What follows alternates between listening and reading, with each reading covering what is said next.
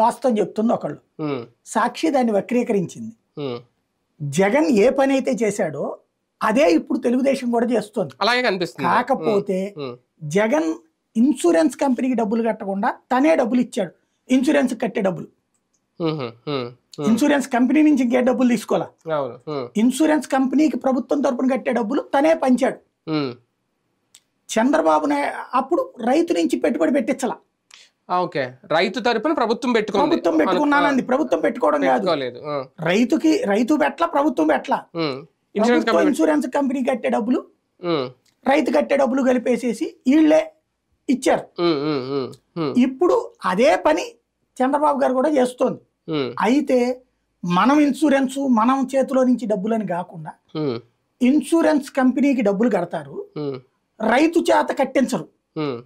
రైతు కట్టక్కర్లా, రైతు తరపున ప్రభుత్వం కడుతుంది. అందుకు జీరో బడ్జెట్ అది.